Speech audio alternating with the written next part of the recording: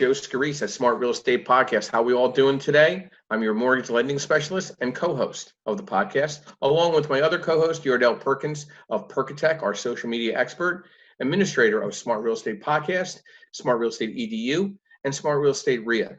And the reason why we started up this podcast as of December of 2019 was the sole purpose of educating our real estate professionals, our business professionals, and our net circle of influence and network at the events we were having week to week in the greater Philadelphia and South Jersey market. Since the pandemic, March 13th, and the quarantine, we have taken the education of all the licensed professionals and certified and licensed professionals that we circle ourselves around, and we've put it into the podcast on a daily basis, Monday through Friday. So we're down to more of a once-a-day podcast of education. We're mixing it up a little bit. We're putting some motivation, transformation, education, and business information. And today I have friends of mine from the past. I graduated actually high school with Christine. And we're going to talk about where small business is going, because they're in the really the pillars of small business. Michael Palermo and Christine Palermo of Palermo's Pay Junction, LLC. Guys, thanks for coming on to the podcast today. Thanks for having us. Thanks for having us, Joe. Yeah, it's been a long time. We talk all the time on the phone, but I haven't actually seen you in person, Christine, in such a long time. The first thing is, how are you guys holding up, working from home and being a married couple and working together in the business together? How's everything going with that? He's the best quarantine buddy ever. Right? For us, it's good. Yeah. Just because of the nature of the business and our marriage, we do everything together anyway. So we're together 24/7 prior to this. So it's just another normal day, just not leaving the house. We're like a team. I handle the PR and the marketing and that part, it's, what can I say? When you believe in services you provide, which he provides, it's easy to talk about them. There's no I in team. Yeah, there's no I in team. No, and we complement each other that way, so it works real well. So let's start off with some bio, a little background on you, Christine, and a little background on you, Michael. Okay, you want me to go first? Yeah, you go first. Okay. So for me, I really started my career in banking back in '89. Short story short, ended up with HSBC in their mortgage division. And I got to live through the pandemic of the mortgage industry back in '09. Was out of work, and I was one of those folks that was out of work for 3 years. Not a guy to just sit around and do nothing, trying to figure out what I know, and kind of what people are probably doing now is trying to reinvent themselves. And being in banking as long as I was in all different aspects, I knew things about the credit card market and where I could interject myself. And that's how I became an agent and formed the company. And that was since '09. And give me a little background on the company itself and what you do. Started just signing up, becoming an agent for a processor out there. And for credit card processing. Yeah, just credit card processing, and just kind of networked myself by people I knew, and just entering in businesses and offering my services to help them save money, maybe give them new equipment, and different ways of enhancing their business and their needs. And that hasn't changed to today. Now we're like agents. How many now? And now we've grown the business from, just being with one partnership. We're to about a dozen partnerships now, in different aspects. It's not just processing, but we do capital funding as well. ATMs, POSs, point of sales. Pay as you goes. So we have different aspects, and now, as we'll talk about, is online, because people are building websites. But, stuff that we've grown into is what we're applying now, maybe more than what we would apply before. So kind of change gears a little bit. Christine, what's your background up to Pay Junction? Oh, yeah. Well, as far as for my background, to be honest, I've been in marketing and PR and event planning all my life. Pretty much I worked in corporate for a medical Fortune 500 company for 8 years in that area. Also being a business owner in the restaurant industry too, doing event planning, which is ongoing and something I always love to do. And then I went for a nonprofit, which is the Y, which is a national organization. And I've done marketing, PR, and advertising for them. And then knowing, obviously, credit card processing, just because of, just credit card processing, not to the extent of the way I've learned from my husband, or from Michael. I've now taken what I've learned as far as for how to promote our products and services throughout the industries I've been in, to get to know his industry and help him. So that's pretty much my whole, that's really event planning, marketing, and PR. That's my expertise. I like, when I believe in products, it's very easy to promote them, and So make it happen. from a small business market perspective, how has this impacted your clients with the credit card processing and a lot of the businesses that you're dealing with? What has been the general consensus with a lot of your current clients with all the processes? Well, I think with the processing, I mean, with the current climate, with businesses being virtually closed unless you're essential, it's pretty much shut them down. I mean, It's unfortunately. sad, really. But for us, because of our client base, we have clients that are part of the essential industry. So we've helped some of those folks, whether it be an eatery, because now they're not going into the place, so they have to change the way they're doing it. So we're giving them contact payment options, so they can, Contact us, yeah. have the contact list or Apple Pay or Google Pay. And then for some of the others, like a pizzeria, we offer them wireless terminals so that their drivers can actually take the terminal with them to the client's house. Just hold it out, they slide the card in or use Apple Pay, and receipt prints out, or they can email or text the receipt. So it can be totally contactless.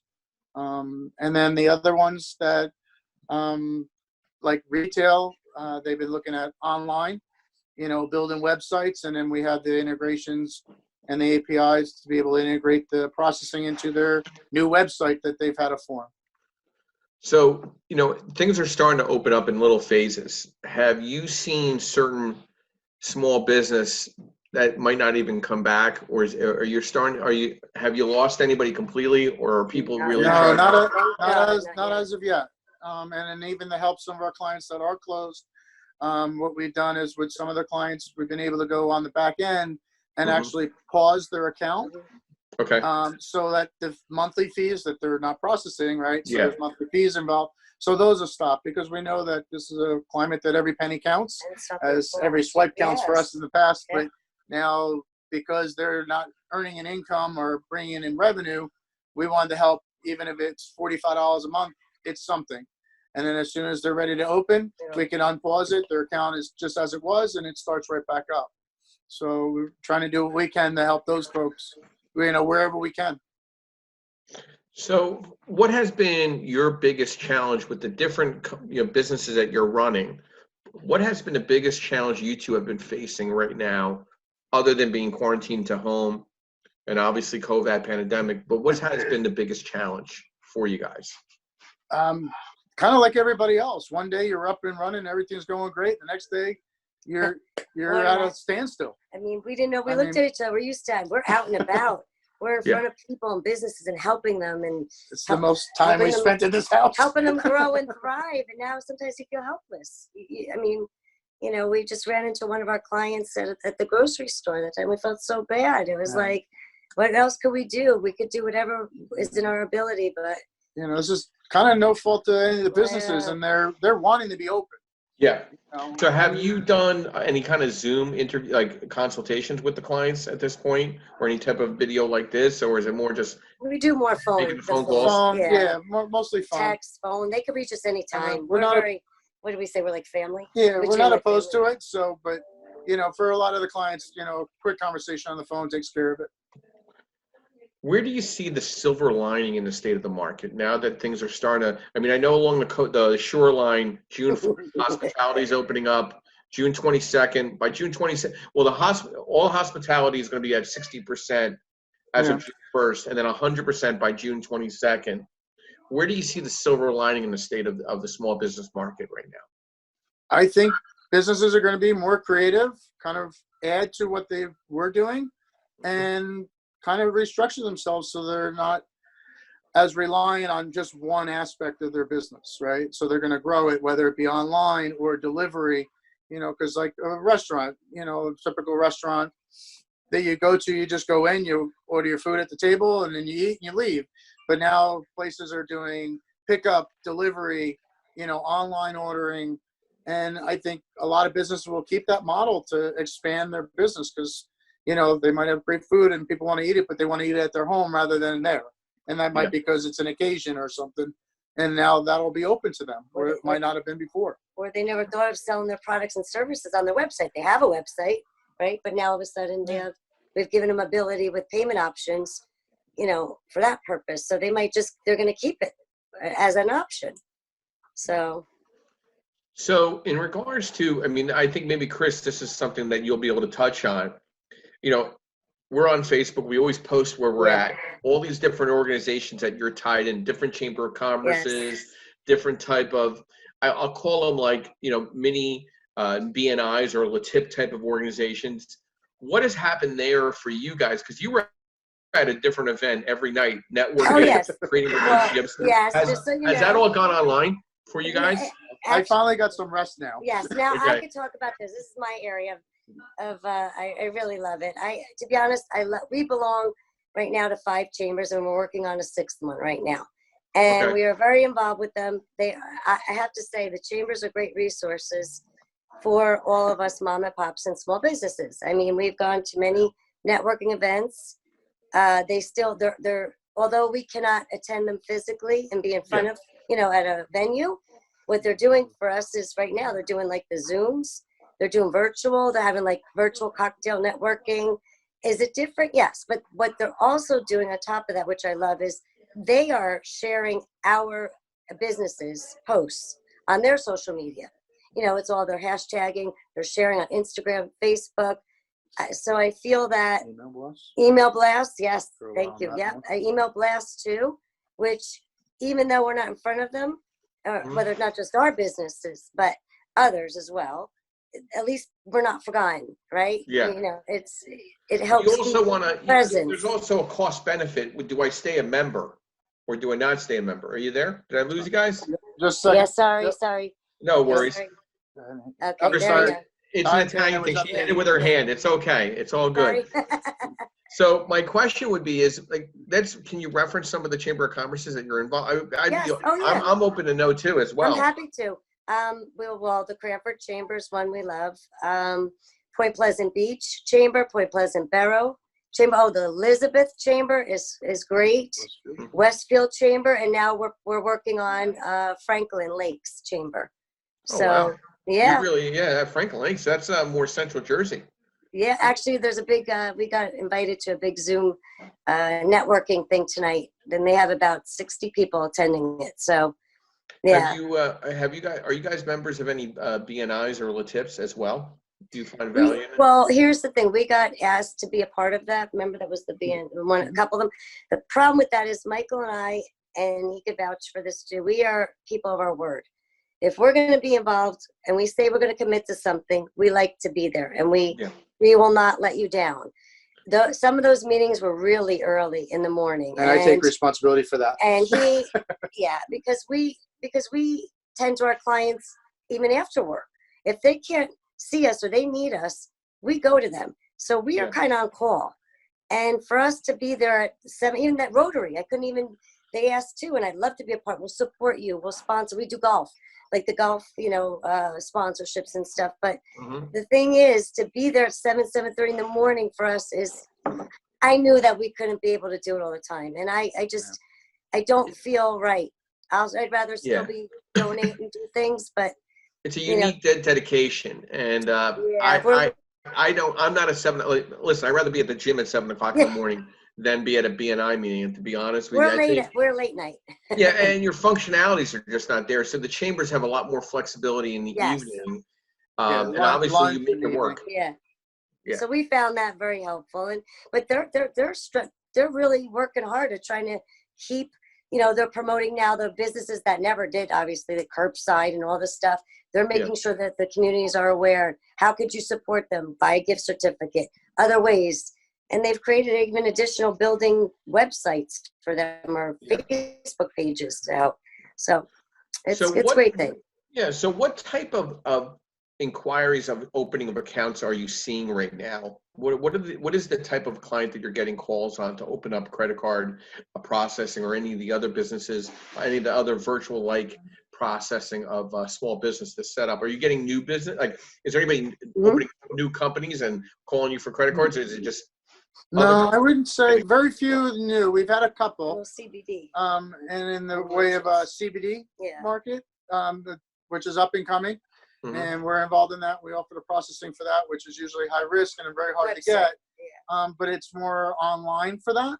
Okay. There's a couple retail stores, but a lot of the clients that we've heard from in the last 59, 60 days have been businesses that are open, like, your bagel shop, or, we have a tile company that we're looking at, and, people that are already open or essential that are probably using credit cards more than they have ever before, because it would be a cash credit card split on, what they were doing. But Mhm. now with everything going on, they don't want to handle cash, so their credit cards. So now they're looking at what their fees are or functionality, how they could use it, and using our expertise for that. And they're looking at their current bills and saying, oh my gosh, I need to save money as much as I can now.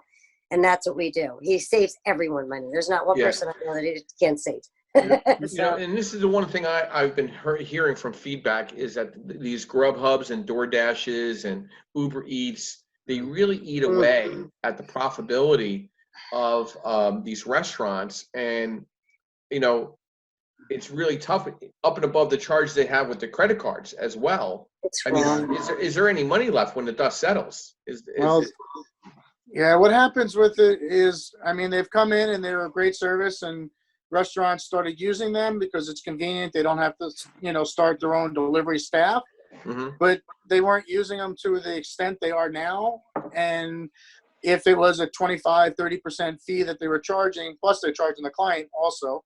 So whereas the credit cards might be maybe 3 or 4% in comparison, years ago, credit cards were the wild, wild west, kind of the same way, and there wasn't any real regulation on it. And whatever you can offer or somebody would accept, that's what they were charged. But now it's very competitive that way. But even if you said you had a 3% rate overall, effectively, is very minimal compared to a 30% fee that Grubhub's taking now. And because they're now using that so prevalently, they're seeing those fees and how much they really are when they only had maybe $100 and now they have $1,000. And plus they don't get paid for a week later, we're the next day. Yeah. So there's a lot of differences in there, and we have some products out there that can help with that, whether it's starting your own online ordering and kind of combining those. Oh. Yes. So we do have We're- options for those that's a to new help one, with that yeah. as well. I think that, coming to mind, because obviously Memorial Day weekend's coming up. Okay. You're part of the Point Pleasant Chamber of Commerce. Yes. A lot of these restaurants, they'll eat all their profit away using DoorDash Oh, and yes. all these Grubhubs. And again, they're there to serve a purpose, but not to cut the throat of the small business owner. Well, So especially have you been hitting those guys up hard with the credit card online setups for the sites and things of that nature? Is that I an think area that you've been she's been focusing doing on? she's been doing a lot of Oh, marketing, yes. and I would say evenly across the board she has. Okay. But we make sure that those areas, because everybody needs it now too. It doesn't matter if it's Kenilworth, Cranford, or Point Pleasant. They're all doing it, and yes, the volume might go more down by the shore Yeah. if everybody goes down there. But at the same time, we have it here too. Everybody's up north here, and still ordering food or Takeout Tuesday, right? So We did. We supported, yeah. Yeah. Well, and No, an added thing to that is what we're doing is a lot of them that want to do delivery, right? Let's say they just have a terminal that's in their place, and obviously excuse me. Uh-oh. Did I lose you? No. We're back. sorry. It's that Italian hand that keeps moving around. Yeah. That's it. You know how that's when we talk to them. Listen, you could join those things, but why don't he'll give you a wireless terminal and then just hire a delivery guy and you don't have to worry about it. It's a lot more cost effective for them. And we have people that have 6 of them. How many each? Mm-hmm. 5 or 6 terminals at a time. And they're killing it. And they're saving so much of that percentage. I can't even believe that they're charging 20 to 30%. I didn't know that was the markup. Yeah, no, it's incredible what they're charging. And, like I said, we do have ways to be able to offset that for the Grubhub, still utilizing it, but not having to pay the the cost that they're asking for, basically. You bypass it. Yeah. So Right? what are you advising clients to do? And what would be the biggest piece of advice you would give to small business owners right now that are trying to get themselves back up and running? You're a small business as well. So, but you're interfacing, you're a necessity at the retail level. So what are you advising clients when they call you? And then what advice would you have for small business owners right now, going forward, working with somebody like yourself and your services? Well, I think like everybody, and I mean, obviously listening to the governors and the CDC and all that, things are going to open up. I mean, we're going to have to be careful, and you're going to have guidelines that you're going to need to follow to adhere to, to whether it's capacity or how your layout looks. Mm-hmm. But then just to make yourself as efficient as possible, compared to what you may or may not have done before. Like your salons, I know they all use schedules and stuff, but you're very much going to need to use that schedule 100%. Christine, Well, any what I input? like, yes, I would. On top of that, we're telling them, because if they're not open now, use your time wisely now, where you could save money. So go through your vendors, go through, try to see where you could cut your costs.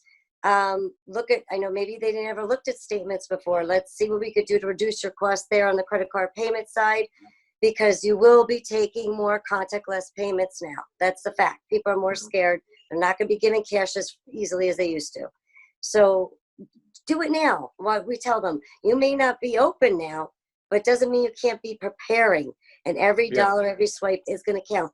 Whether it's your products, just if you don't, your vendors, see what you could buy. That's another advice we've been giving them. Pretty much going through the list where they could shave a little bit here, shave a little bit there, because they have to make up for it somehow a little bit. Well, I think that's a very good input. What is the best way to reach out to you guys? Point of contact, website, etc., to have a consultation on the various, services that you do provide at Palermo's Bay Junction?